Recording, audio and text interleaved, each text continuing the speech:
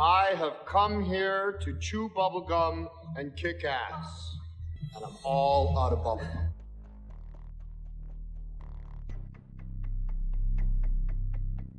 They Live is held in very high regard by conspiracists, especially if you're a movie buff like myself.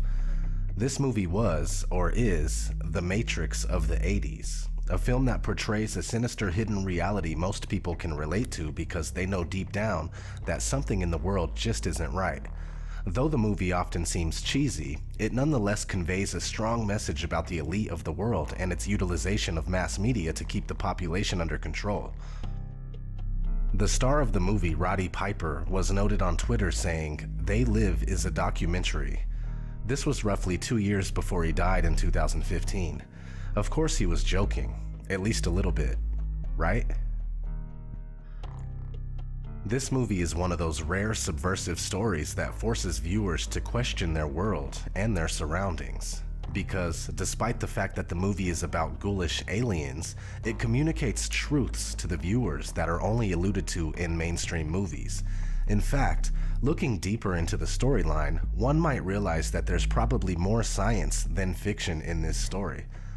Are the aliens in the movie an imaginative way to portray the world's elite, those who secretly run the world, those that we call the Illuminati?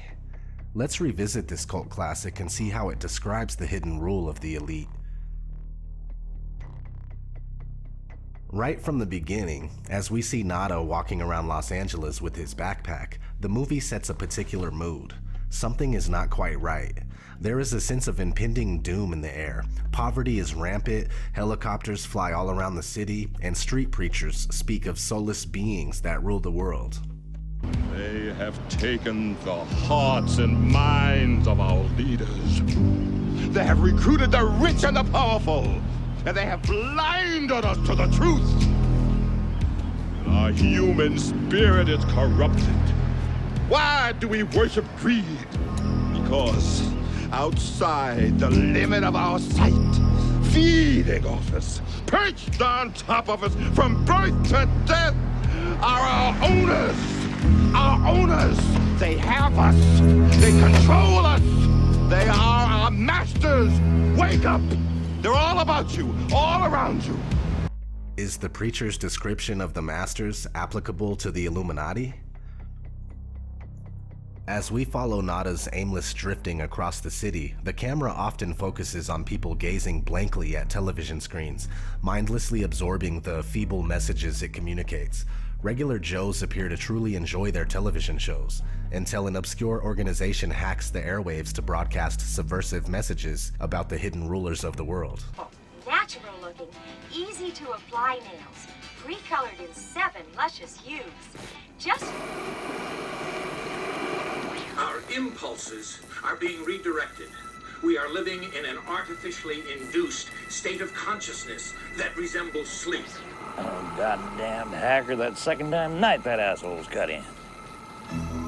The movement was begun 8 months ago by a small group of scientists who discovered, quite by accident, these signals being sent through... It's giving me a headache. Yeah, tell me about it. Us took the hackers months to figure out how to do this. The poor and the underclass are growing. Racial justice and human rights are non-existent. They have created a repressive society, and we are their unwitting accomplices. Their intention to rule rests with the annihilation of consciousness. We have been lulled into a trance. They have made us indifferent to ourselves, to others. We are focused only on our own gain.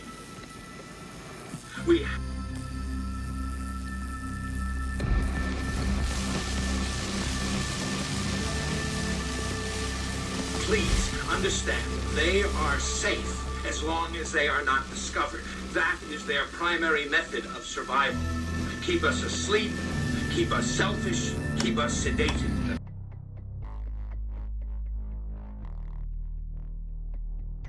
The average Joes who watch this pirated TV broadcast all get a massive headache. The raw truth is indeed too much for most people to bear. One such viewer switches the channel after telling the guy on TV, Blow it out your ass. Just like today, most people do not want to hear about this kind of stuff. They just want to go back to playing on their phone or mindlessly viewing television.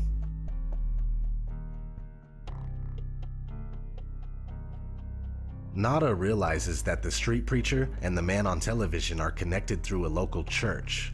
When he sneaks into the church, he discovers that it's actually the headquarters of an underground organization. On a wall inside the church is written, "They live, we sleep," a phrase that describes the fundamental difference between the elite and the masses. Those in power know the truth about the world and possess the means and power to truly live. The rest of the population is sedated, dumbed down, and manipulated into a zombie-like state in order for it to be easily manageable. Nada learns that the rebellious organization is attempting to recruit people to take down the rulers. However, a few days later, Nada sees just what happens to those who plot against those in power. Helicopters, bulldozers, and police in full riot gear raid the place, destroy everything, and arrest the members of the underground organization. That is how the elite respond to contrary views. After witnessing the violent police shakedown, Nada begins to realize that something is wrong in America. The guy who believed in working hard and following the rules is starting to believe that something is completely out of place here. Determined to learn more, Nada re-enters the church and finds a few interesting things. First, "They live, we sleep" has been painted over. They don't want that message to be known. More importantly, Nada discovers a box full of sunglasses. While the sunglasses appear on the surface to be worthless, they actually provide Nada with the greatest gift of all, the truth. When he has the sunglasses on, Nada sees through the smoke and mirrors projected by advertisement and mass media. He only sees the core of their message and the only reason why they exist. No matter which magazine Nada flips open, he sees the same subliminal messages, which tells a lot about the true function of celebrity and fashion magazines. Despite the fact that they are all different, they all ultimately serve the same purpose, to reinforce messages from the elite to the masses. Nada also quickly understands the truth about money. It brings a whole new meaning to the phrase, "In God we trust."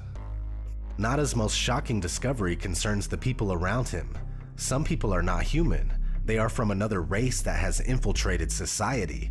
Nada realizes that they are everywhere and that they hold positions of power, like this politician giving a speech on television.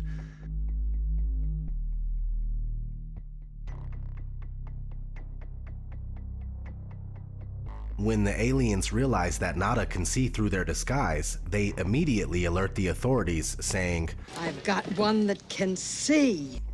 Being able to see is obviously frowned upon by the aliens. They do not like to be exposed. Nada quickly becomes a social outcast and aliens start closing in on him. I don't like this one bit. Nada and everyone in the city are constantly monitored by flying surveillance cameras that are oddly similar to the new unmanned drones that are currently appearing around the world. Flying surveillance cameras were considered science fiction in 1988. They are now a reality. The concept of truth-seeing sunglasses is an interesting way to illustrate the importance of knowledge in one's worldview. Two people can be looking at the exact same thing, yet perceive two very different realities, depending on the level of information and awareness possessed by each person. Nada's sunglasses can therefore represent one's knowledge of the truth, which allows a clear perception of reality. Upon learning the appalling truth about the world, Nada feels the need to share this vital information with his friend, Frank.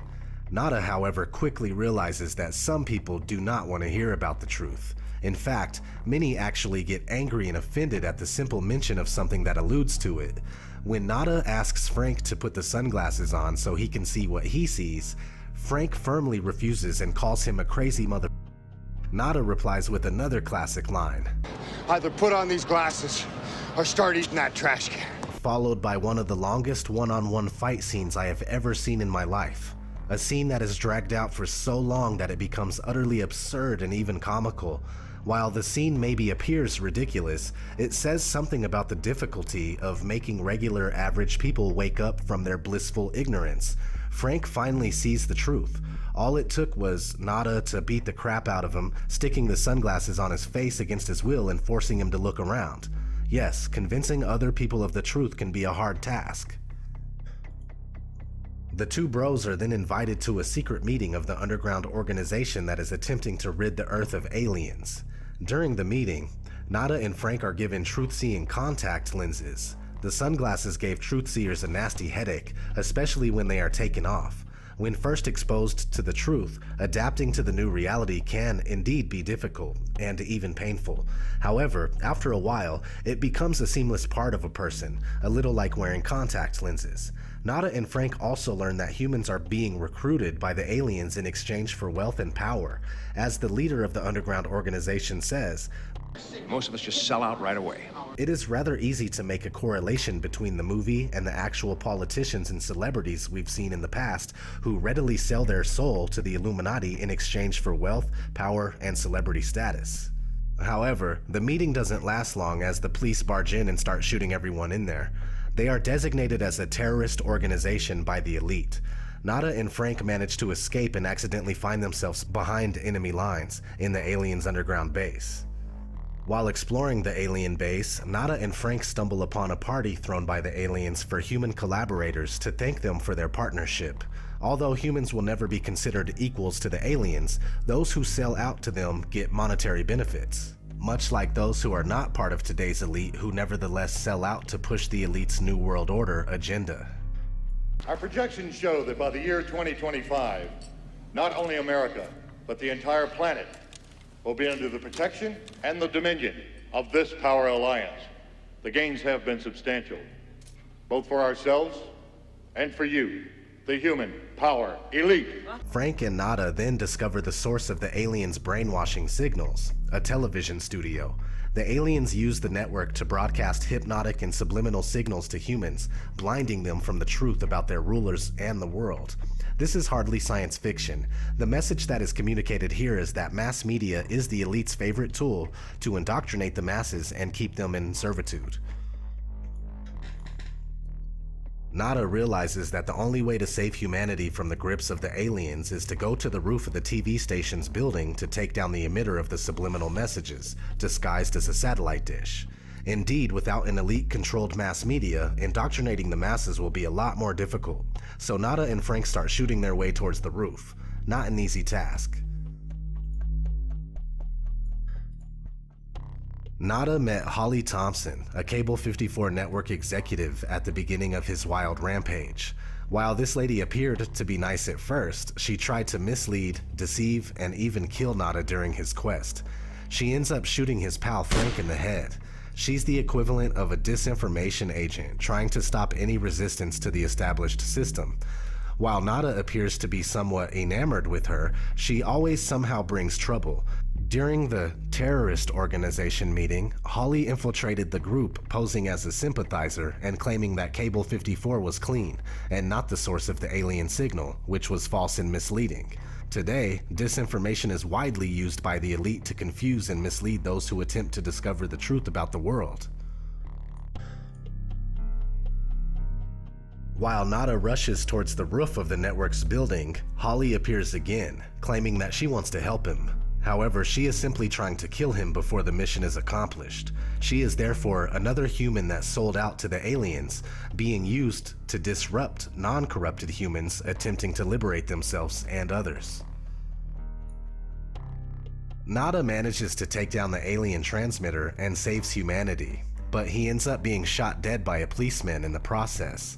Nada therefore becomes a quintessential hero, sacrificing his life for the greater good of humanity. Even though it cost his life, Nada visibly does not regret exposing the aliens to the world. With his last ounce of strength, Nada gives the aliens a unique parting gift.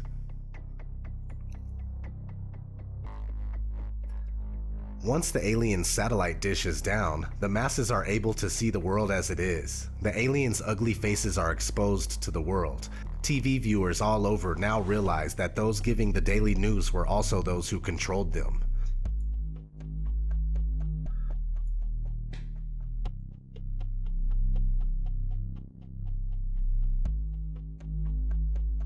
As the years have gone by, this movie's message has become increasingly relevant and freakishly realistic.